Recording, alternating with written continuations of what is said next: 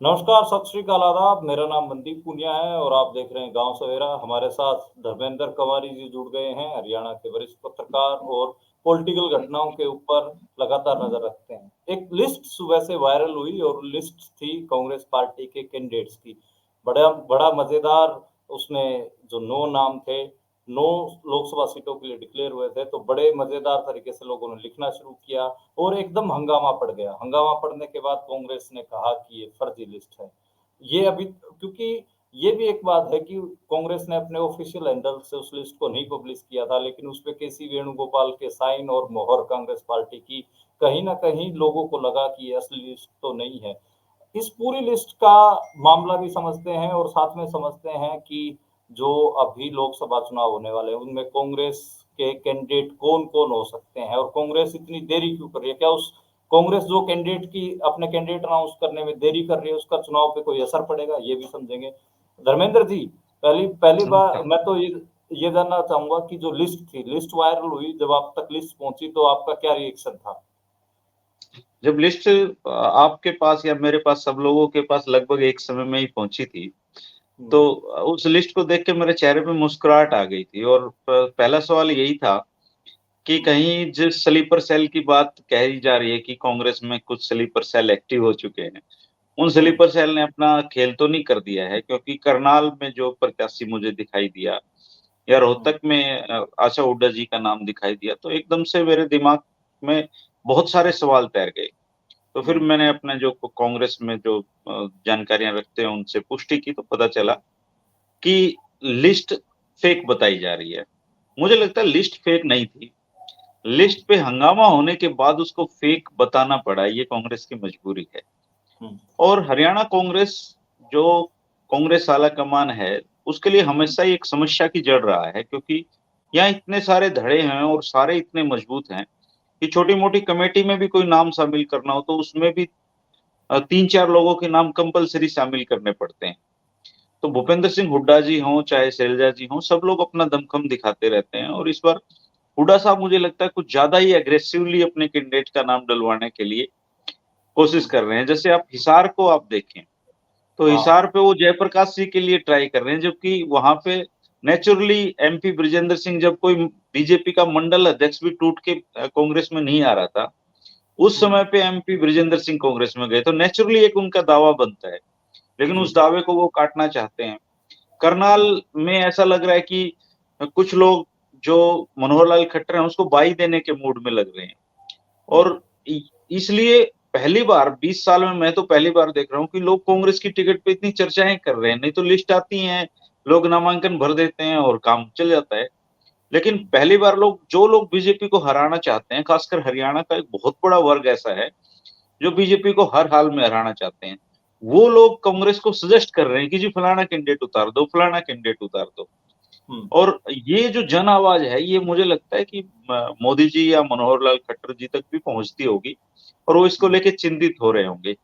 अगर करनाल में कमजोर कैंडिडेट कांग्रेस उतारती है, इसका सीधा सीधा मतलब है कहीं अंडर टेबल कुछ लोग बीजेपी सरकार के लिए काम करते हैं, बीजेपी के लिए काम कर रहे हैं कांग्रेस में या बैठ के। सेटिंग कर रहे हैं, मतलब आगे के हाँ, लिए या फिर ये अपने चुनाव बचाव बहुत के। हाँ, तो करनाल का वीरेंद्र ही जी। कैंडिडेट ये साबित कर देगा। लोग ही हम्म। बता देंगे, आपको और मुझे करने की बात जरूरत नहीं है। लोग ही चिल्ला चिल्ला के कहेंगे कि बेच दी टिकट, बेच दी। और ये तो बहुत आप, मुश्किल भरी घड़ी है। तो इस लिस्ट में वीरेंद्र मराठा का नाम था करनाल से। आपको क्या लगता है कि वो स्ट्रॉन्ग कैंडिडेट थे या हल्के कैंडिडेट थे? वीरेंद्र मराठा का नाम था, वो स्ट्रॉन्ग कैंडिडेट है। वो स्ट्रॉन्ग कैंडिडेट है, इसका मतलब ये। और वहां से जो हुड्डा कैंप है वो ट्राई कर रहा है मेरे हिसाब से दिव्यांशु बुद्धिराजा के लिए, और दूसरा कुलदीप शर्मा और दिव्यांशु और बुद्धि राजा दो नाम है। हाँ, या उनके बेटे के लिए, कुलदीप शर्मा के हाँ बेटे, जी, कुलदीप शर्मा के परिवार को या दिव्यांशु बुद्धिराजा को, हुड्डा हाँ कैंप जी, से। हाँ जी। और बिल्कुल। वीरेंद्र मराठा, ये किनके कैंप के? एक वीरेंद्र राठौर का भी नाम है, वीरेंद्र राठौर का भी नाम चल रहा है। उसको रणदीप सुरजेवाला वाला जो गुट है वो भी पुश कर रहा है। वीरेंद्र राठौर खुद नेशनल सेक्रेटरी रहे हैं और उनका घरौंडा से चुनाव लड़ते रहे, तो वो भी लोकल है। तो ये करनाल का मोटा मोटा है। करनाल के बारे में ये कहा जा रहा है कि करनाल की टिकट तय करेगी कि कांग्रेस में किसने सेटिंग कर रखी है बीजेपी वालों के साथ। ये बिल्कुल एक आकलन है। अब शुरू करते हैं रोहतक से, करनाल के बाद रोहतक, क्योंकि दो हॉट सीटें हैं। तो रोहतक में आशा हुड्डा का नाम आना, कहीं न कहीं ये चर्चा तो है कि कांग्रेस चाह रही है कि दीपेंद्र हुड्डा की जो राज्यसभा सीट है, वो बची रहे, राज्यसभा सांसद ही रहे और इस सीट से कोई उनके परिवार का सदस्य लड़े। लेकिन हुड्डा परिवार चाह रहा है कि दीपेंद्र हुड्डा ही वहाँ से चुनाव लड़ें। इस पे आपका क्या आकलन है? इस पे आप देखिए रोहतक से दीपेंद्र हुड्डा लड़े, आशा हुड्डा लड़े, भूपेंद्र हुड्डा लड़े या कोई और लड़े, उससे मुझे नहीं लगता रोहतक में कोई फर्क पड़ेगा। अगर मान लो आशा हुड्डा लड़े तो हुड्डा परिवार कहेगा कि जी 2 साल के लिए राज्यसभा सीट जानी थी, इसलिए कांग्रेस आलाकमान ने कुछ सोच समझ के दिया है और हम उनके साथ हैं। दीपेंद्र हुड्डा को टिकट मिल गई तो कहेंगे देखो दीपेंद्र हुड्डा ने लड़के टिकट ली है, नहीं तो राज्यसभा में सेफ बैठे रहते थे। आशा हुड्डा जी को टिकट मिलती है या भूपेंद्र हुड्डा जी को टिकट मिलती है तो हुड्डा जी के समर्थक ये कह के चुनाव लड़ेंगे कि आने वाले समय में विधानसभा चुनाव लड़के सीधा चंडीगढ़ का रास्ता दीपेंद्र हुड्डा जी तय करेंगे। तो इनके तो कहते हैं ना पांचों उंगलियां घी में हैं, वही वाला मामला है यहाँ पे। कोई उतरे कोई फर्क नहीं पड़ता, इनके पास कहने के लिए बातें बहुत हैं इस बार ना। और सबसे खास बात यह है कि अरविंद शर्मा जैसा कमजोर कैंडिडेट इनके सामने उतारा गया है इस बार। तो नहीं तो अरविंद शर्मा का चुनाव बिल्कुल ध्वस्त है, उठा ही नहीं पा रहे चुनाव को वो। और ये नवीन जैन का नाम चला था, अगर नवीन जैन कैंडिडेट होते बीजेपी की तरफ से तो मेरे को लगता है कि थोड़ा मामला टफ हो जाता। या थोड़ा बहुत तो नवीन देखो, देखो कुछ भी कहिए, नवीन जैन ने अपनी जो पिछले 3-4 साल में जो एंटी खट्टर के रूप में जो मुद्दों को उठा के जो पहचान बनाई है, वो कम से कम इस अरविंद शर्मा से तो लाख दर्जे आगे है। हुँ, और वो धरती पकड़ आदमी है, बेशक राजनीति में अभी सफलताएं नहीं हुई है, लेकिन नवीन जिंदल एक हरियाणा, आप किसी भी वर्ग में चले जाइए, वो उस बंदे की वजह से हजारों बुजुर्गों की पेंशन बनी है, उस बंदे ने हजारों युवाओं की आवाज उठाई है। तो नवीन जैन एक अच्छा कैंडिडेट है, पर मुझे नहीं लगता कि अरविंद शर्मा की टिकट काट के नवीन जैन को बीजेपी देने का साहस कर पाती। इतना साहस बीजेपी में है भी नहीं। हुँ। हिसार हिसार में जैसे आपने कहा कि टिकट बनती है, वहाँ से सिटिंग एमपी बीजेपी के छोड़कर आए कांग्रेस में बृजेंद्र सिंह की टिकट बनती है। एक इस लिहाज से भी देखें और वहाँ से जयप्रकाश का नाम हुड्डा कैंप आगे कर रहा है। उसमें एक एक ये भी चल रहा है हुड्डा कैंप के ऊपर कि जयप्रकाश फूँका हुआ कारतूस है। हालाँकि ये हम नहीं कह रहे हैं, पत्रकार नहीं कह रहे हैं, ये लोग वहाँ के कह रहे हैं और इसका पूरा एक नैरेटिव भी है। एंटी जो जयप्रकाश एंटी हुड्डा कैंप है, वो ये भी चीज़ चला रहा है। एक कैंप और है जो कह रहा है चंद्रमोहन बिश्नोई वहाँ से सबसे सही कैंडिडेट होंगे और चंद्रमोहन बिश्नोई अच्छा चुनाव कांग्रेस के लिए लड़ के दिखाएँगे। आपका हिसार को लेकर क्या है? हिसार वो धरती जहाँ पर किसान आंदोलन की सबसे ज़्यादा आँच देखी देखी गई, हिसार और जींद। तो हिसार के ऊपर आपका क्या आकलन है? हिसार वो धरती भी है जहाँ पे मैं पैदा हुआ हूँ, पढ़ा हूँ, लिखा हूँ, जहाँ मैंने जीवन के सर्वोत्तम साल गुजारे हैं। और हिसार बहुत ही पसंद का मेरा शहर है, मेरा घर है। एक कैंडिडेट के रूप में अगर बात करें, चंद्रमोहन बिश्नोई का नाम किसी कैंप ने नहीं लिया है, लोग ले रहे हैं। कांग्रेस की तो वो लिस्ट में भी कहीं उनका नाम नहीं है। हुँ, तो चंद्रमोहन बिश्नोई जनता का कैंडिडेट है, अगर जनता की आवाज को सुनने वाला कोई हो कांग्रेस में। हालांकि हुँ, जनता की आवाज कभी सुनी नहीं जाती किसी भी पार्टी में। हुँ, तो चंद्रमोहन बिश्नोई तो एक ऐसे कैंडिडेट के रूप में है जिसको जनता चाहती है कि वो कैंडिडेट आ जाए। हुँ, और आपने एक शब्द यूज किया जयप्रकाश जी के लिए, आप लोग ले रहे हैं कि चला हुआ कारतूस है। मुझे लगता है कि राजनीति में कोई चला हुआ कारतूस नहीं है। जब चौधरी हुँ, रणजीत सिंह कामयाब हो सकते हैं तो जयप्रकाश भी कामयाब हो सकते हैं। हुँ, चौधरी रणजीत सिंह जो चुनाव हारते गए और लास्ट में ये चुनाव 2019 में आके जीता है उन्होंने। और अब देखिए, कैप्टन अभिमन्यु और रणवीर गंगवा और कुलदीप बिश्नोई की टिकट काट के वो निर्दलीय उम्मीदवार के रूप में बस बीजेपी भाजपा से के टिकट ले आई। 1 हाँ, घंटे के अंदर टिकट ले ली। तो जो चले हुए कारतूस हैं उनमें कब बारूद भरा जाएगा, ये किस्मत भी तय करती है, जनता भी तय करती है, ड्राइंग रूम की पॉलिटिक्स भी तय करती है। तो हाँ, मुझे लगता है 10 लोकसभा सीटों में से अगर कोई सीट आज के दिन कांग्रेस के लिए सबसे बढ़िया सीट है, वो हिसार सीट है। हुँ, हिसार सीट में लोग कांग्रेस के कैंडिडेट को ढूंढ रहे हैं, चाहे कोई आ जाएगा। बहुत टफ मुकाबला हिसार में होने वाला है। बृजेंद्र सिंह आ जाएंगे, वो भी जीत सकते हैं। जयप्रकाश आ जाए, वो भी जीत सकते हैं। कोई तीसरा आदमी आ जाए, वो भी जीत सकता है। कांग्रेस के लिए बहुत अनुकूल माहौल हिसार में है आज के दिन। हुँ। इसा आपने रणजीत चौटाला की बात की और जयप्रकाश की भी बात हो रही है। दोनों एक ही कैंप के आदमी होते थे। ताऊ देवीलाल जब दिल्ली में उप प्रधानमंत्री बन के गए, जब दोनों हमको पता है कि दोनों कितने क्लोज होके रहते थे और कितनी क्लोज उन्होंने पॉलिटिक्स की। और ओम प्रकाश चौटाला के खिलाफ भी जब मोर्चा खोला तो कहीं ना कहीं रणजीत चौटाला को जेपी बहुत बिहाइंड द सीन बैकिंग भी दे रहे थे और चीजों को करने की कोशिश कर रहे थे, लेकिन बहुत सारी बातें हमें पता है कि उस समय नहीं बन सकी। तो पुराने दोस्त हो सकता है कि आगे इस वाले चुनाव में आमने सामने होकर दुश्मन की तरह भी लड़े। तो ये एक चीज देखने को मिली। राजनीति में एक्चुअली कोई दोस्ती और दुश्मनी का कॉन्सेप्ट ही नहीं है। हम्म, यहाँ पे सुभाष बत्रा जी कहते हैं politics is a game of suitability. तो हाँ, राजनीति में दोस्त कब दुश्मन बनेंगे, दुश्मन कब दोस्त बनेंगे, किसी को नहीं पता। ये लोग बहुत इजी होते हैं, बहुत मतलब दोनों बिल्कुल। एक दूसरे को, क्या पता जयप्रकाश जी और रणजीत जी अभी आज भी बात करके सोए हों एक दूसरे से ना, अरे क्या तुझे मिल रही टिकट वगैरह, नहीं चोरी साहब मुझे नहीं मिल रही, कोई इस तरह के सीन भी होते हैं राजनीति में ना। ये सिर्फ जनता के दिखाने के लिए प्रतिद्वंदी होते हैं, ये कोई प्रतिद्वंदी नहीं होते, बहुत कंफर्टेबली चुनाव लड़ते हैं। और रणजीत चौटाला जी तो एक ऐसे व्यक्ति हैं जो किसी को भी साध सकते हैं, उनकी वाकपटुता। ड्राइंग रूम की पॉलिटिक्स में आज के दिन वो, मुझे लगता है मनोहर लाल खट्टर के बाद रणजीत जी का नाम आता है। देखो कितनी खूबसूरती के साथ कैप्टन अभिमन्यु जो ये कहते हैं कि मेरी कांग्रेस, भाजपा तो मेरी माँ है, भाजपा के तिरंगे से लिपट के तो मैं इस दुनिया से जाऊंगा, ऐसी बातें भी वो एक जमाने में कहते थे। उस आदमी की टिकट एक झटके में कटवा दी रणजीत जी ने, और जबकि वो उस पार्टी में भी नहीं थे। तो ड्राइंग रूम की पॉलिटिक्स के वो माहिर खिलाड़ी हैं। टिकट चाहे कांग्रेस की किसी का आ जाओ, और आज के दिन भले ही रणजीत चौटाला के बारे में कुछ सोच रहे हो, मुकाबला तो बनेगा इस साथ में, लेकिन अब अल्टीमेटली जो बढ़िया गेम करेगा वही जीत जाएगा। अगली सीट भिवानी सबसे ज्यादा चर्चा, चौधरी बंसीलाल के वारिस वहां से टिकट ले पाएंगे या नहीं ले पाएंगे। इस लिस्ट को देखकर तो एकदम हम भी चौंक गए थे कि भिवानी से जिनको टिकट मिला है और जिनकी बात हो रही है रावदान सिंह, वो हुड्डा कैंप के आदमी हैं। तो हुड्डा कैंप ने चौधरी बंसीलाल के वंशजों के ऊपर कैसी चला दी है। अजय माकन का नाम भी उछला कि अजय माकन को राज्यसभा हराया गया। एक जो वोट बाहर गई वो किरण चौधरी की गई, इसलिए किरण चौधरी की बेटी श्रुति चौधरी को भिवानी से एमपी की टिकट नहीं मिल रही है। आपका क्या इस पर विश्लेषण है? देखिए भिवानी की टिकट में कांग्रेस पार्टी को ये भी देखना है कि वो न केवल श्रुति चौधरी की टिकट काटेंगे, बल्कि एक नैतिक रूप से ये वो फैसला कर चुके होंगे कि उनको किरण चौधरी भी चाहिए या नहीं चाहिए। क्योंकि किरण चौधरी जी बार बार ये भूमिकाएं आती रहती है कि उनकी भाजपा से बात चल रही है, भाजपा से बात चल रही है।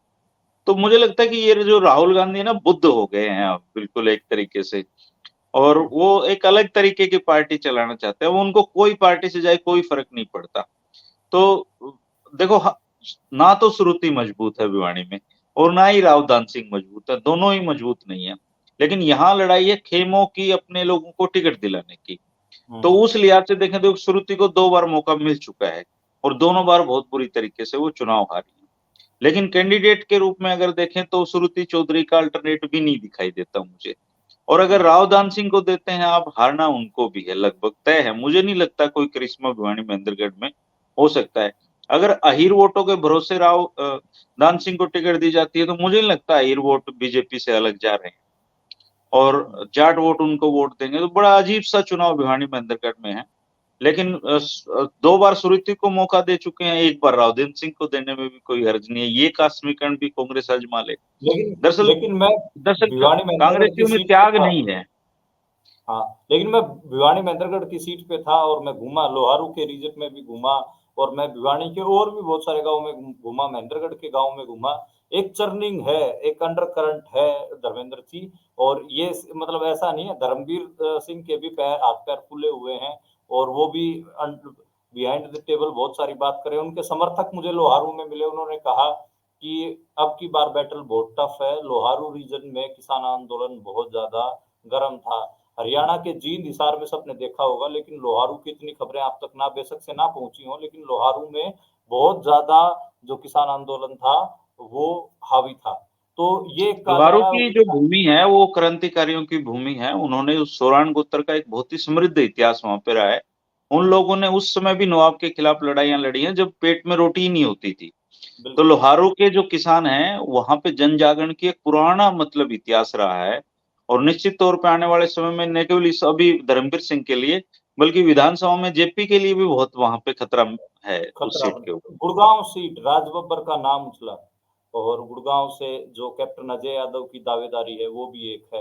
लेकिन एक कैंप लगातार एक नैरेटिव बना रहा है कि जो कैप्टन अजय यादव है वो थके हुए कैंडिडेट हैं, 2 बार हार चुके हैं, फिर तीसरी बार जा रहे हैं टिकट लेने के लिए, फिर हार जाएँगे और बड़ा बड़ा थका हुआ इलेक्शन लड़ते हैं। वो सिर्फ टिकट इसलिए ला रहे हैं ताकि अहिरवाल में ये दिखा सके कि सोनिया गांधी के वो बहुत नज़दीक हैं। अपनी जो कांग्रेस में अहिरवाल में अपनी जो चमक है, सबसे बड़ा दिखने की जो चाहत है, वो उस टिकट के थ्रू देख रहे हैं।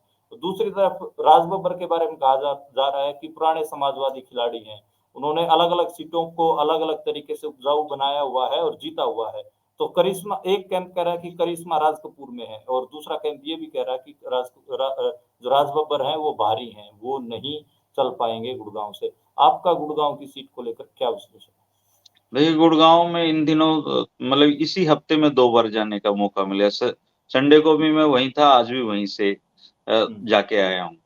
हुँ, गुड़गाँव में निश्चित तौर पे भाजपा के लिए एक मतलब दिख रहा है कि वहाँ एक अच्छा ग्राउंड उनका है, लेकिन अगर आप कांग्रेस में कैंडिडेट के तौर पे बात करें, तो निश्चित तौर पे राज बब्बर है ना, एक बहुत ही प्रभावशाली वक्ता है और कुछ नहीं मतलब चुनाव को बहुत गर्मी पैदा कर देंगे वो वहाँ पे ना। हुँ, तो अजय यादव और राज बब्बर में अगर तुलना की जाए, तो राज बब्बर कहीं ज़्यादा बेहतर कैंडिडेट होंगे और बहुत ही मज़े हुए खिलाड़ी हैं।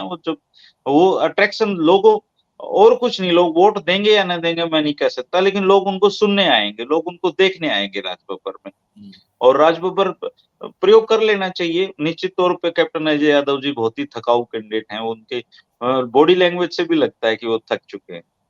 हुँ। सोनीपत सीट बड़ा हंगामा है। एक ओलंपिक मेडलिस्ट का नाम भी चल रहा है, बजरंग पूनिया का। मेरे गोती मेरे गाँव के ही हैं और सतपाल ब्रह्मचारी हरिद्वार से कई बार चुनाव हार चुके हैं एमएलए का, उनका नाम भी चल रहा है हुड्डा कैंप से और बृजेंद्र सिंह का नाम भी लिया जा रहा है। अगर हिसार से उनको टिकट नहीं मिलेगी तो सोनीपत से उनको टिकट दे दिया जाएगा। नाम तो संदीप दीक्षित का भी चल रहा है, जो कि दिल्ली से टिकट नहीं पाए हैं और भी कोई भारी भेजा जा सकता है। सोनीपत सीट के बारे में आपका आकलन क्या है? हाँ, ये कांग्रेस के साथ अच्छी बात है कि चलो नाम के बहाने सही, उसका नाम तो हो ही रहा है। अगर वो हुँ, टिकट देते तो चर्चा कौन करता? और एक हुँ, पुराना कांग्रेसी तो हँस रहा था कि बोले हम जल्दी टिकट इसलिए भी नहीं देते कि हमारे जो कैंडिडेट हैं, वो इतने हुँ, आरामप्रस्त लोग हैं कि टिकट की घोषणा अगर टाइम से पहले कर देंगे, तो वो घर जाके सो भी सकते हैं। तो हुँ, इसलिए भी हम देरी कर रहे हैं टिकटों की घोषणा में। खैर ये एक मज़ाक है, लेकिन सोनीपत कांग्रेस के लिए बहुत ही अनुकूल माहौल वाली सीट है। अगर बजरंग पुनिया को टिकट देते हैं, तो निश्चित तौर पे बहुत ही मजबूत उम्मीदवार बनेंगे। लेकिन मुझे लगता है करीबन-करीबन वहाँ पे सतपाल ब्रह्मचारी को टिकट देने का फैसला हो चुका है। इनके हुँ, अलावा अगर वहाँ पे कोई मजबूत कैंडिडेट हैं, तो वो सुरेंद्र दहिया ही बनते थे क्योंकि उनका उनका टीम वर्क बहुत अच्छा है वहाँ पे। हुँ, और हुँ, पहली बार ऐसा हो रहा है कि जाट कह रहे हैं कि हमें टिकट नहीं चाहिए, किसी और को दे दो भाई, हम तो वोट दे देंगे आपको। हुँ। जाट जाट कोई भी कुर्बानी देने के लिए तैयार हैं इन लोगों को हराने के लिए।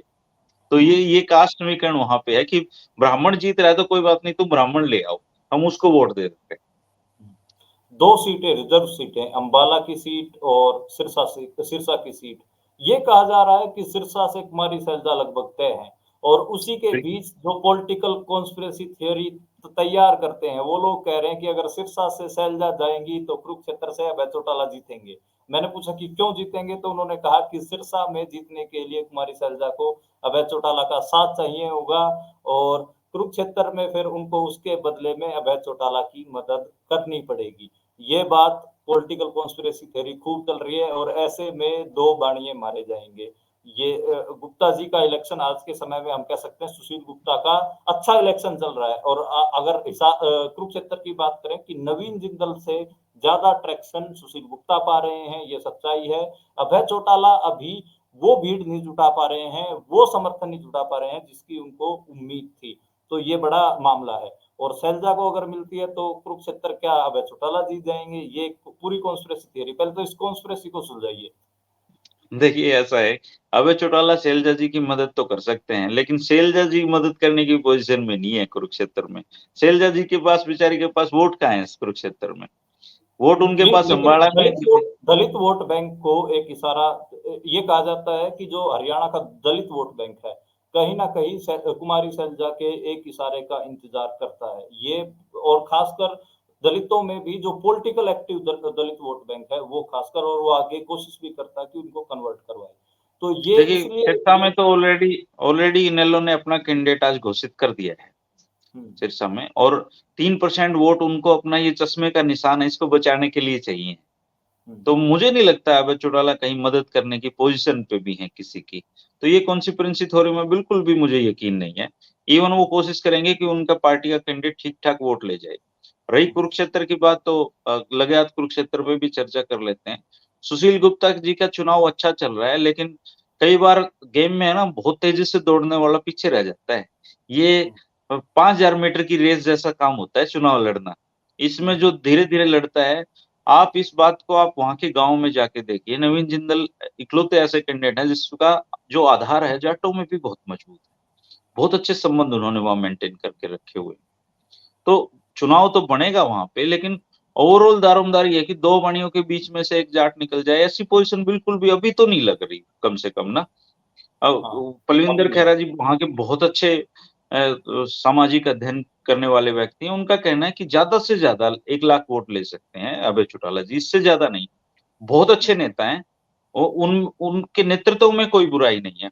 लेकिन जो दुष्यंत चौटाला जी के प्रति जो एक जाट वोट बैंक का जो गुस्सा है, उसने पूरे देवीलाल परिवार की छवि को ही घेरे में लाके खड़ा कर दिया, और इसका नुकसान अभय चौटाला को हो रहा है, जो नहीं होना चाहिए था उनको। वरुण मुलाना का नाम चला अंबाला से, और अंबाला से एक नाम और भी चर्चा में है जो हरियाणा के राजनीतिक माहौल में बेशक से उभर के ना आया हो, लेकिन दिल्ली की गलियों में लगातार चलता है। प्रदीप नरवाल। प्रदीप नरवाल हैं गोहाना के पास एक गांव के, कथुरा गांव के, लेकिन हम सभी को पता है कि प्रदीप नरवाल प्रियंका गांधी के कितने नजदीक हैं और उनकी टीम के सदस्य हैं। जेएनयू में पढ़े लिखे हैं, काफी आंदोलन भी लड़े हैं लड़के ने, और उत्तर प्रदेश में बतौर प्रभारी काम भी कर रहे हैं। उनका नाम भी चलन में है, लेकिन हुड्डा कैंप वरुण मुलाना के लिए पैरवी कर रहा है। आपको क्या लगता है, दिल्ली की गलियों में जिनका नाम चल रहा है वो ज्यादा गूंजमान होगा, या फिर हरियाणा से जिसका नाम जाएगा वरुण मुलाना का, वो उनको टिकट मिलेगी? और कौन आप किनको आप मानते हो कि जो अच्छा चुनाव वहां लड़ेंगे?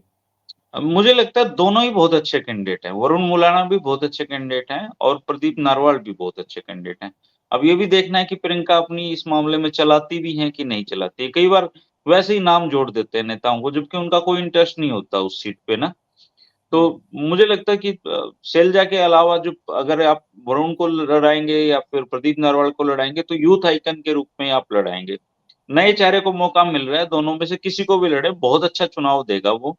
कांग्रेस का बहुत अच्छा चुनाव वो रहने वाला है, क्योंकि किसान आंदोलन का अंबाला वहां भी सेफ सीट है जबरदस्त प्रभाव। कांग्रेस के लिए, कांग्रेस किसी भी कांग्रेसी के लिए बहुत सेफ सीट अंबाला है, क्योंकि वहां पर हम्म सिख प्लस जाट पर प्लस यमुनानगर के मुस्लिम, एक ऐसा कॉम्बिनेशन बन रहा है कि जो, और दलित तो है ही, एक ऐसा हम्म कॉम्बिनेशन बन रहा है जो डिफीट नहीं हो रहा, और किसान आंदोलन हम्म सबसे ज्यादा उसी धरती पर गर्म था। इसीलिए तो शैलजा जी लास्ट टाइम तक ये कोशिश कर रही हैं कि उनको सिर्फ अंबाला से ही उतारा जाए कैंडिडेट के रूप में।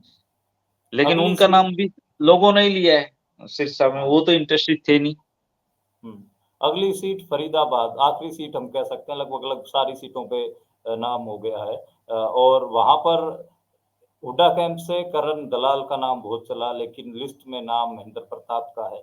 आप थोड़ा विश्लेषण करिए कि फरीदाबाद से कौन जिताऊ कैंडिडेट हो सकता है, और किसका नाम आपके हिसाब से, ये जो महेंद्र प्रताप का नाम आया, महेंद्र प्रताप क्या जिताऊ कैंडिडेट हैं या फिर करण दलाल?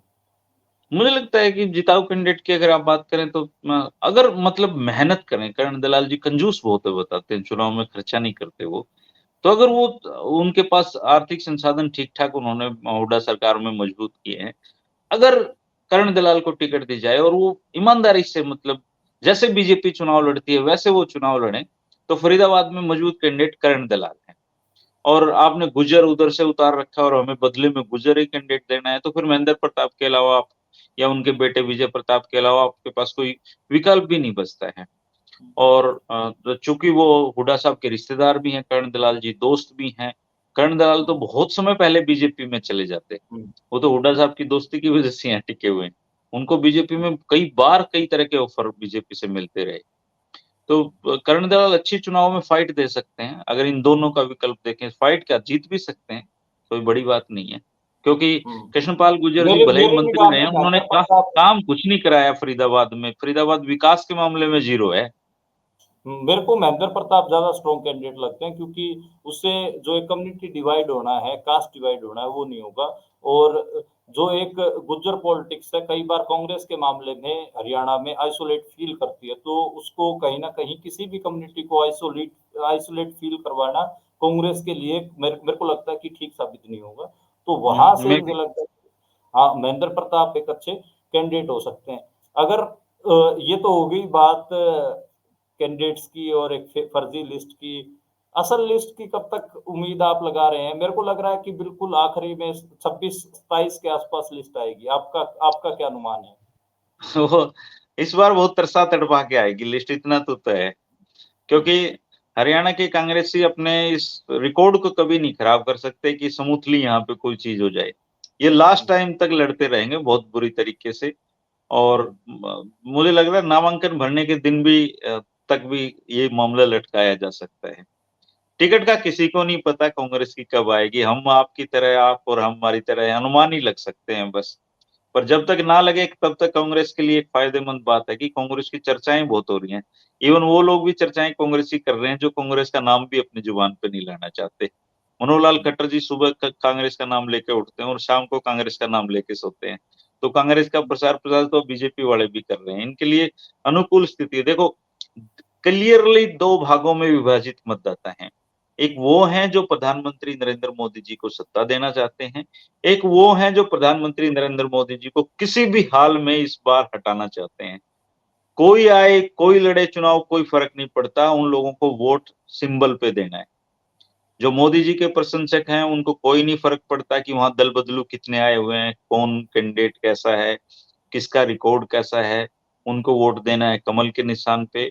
और एक है जनपक्ष, कांग्रेस से किसी को कोई उम्मीद नहीं है, लेकिन लोगों की मजबूरी है कि अगर बीजेपी को हराना है तो फिर कांग्रेस को वोट देना पड़ेगा।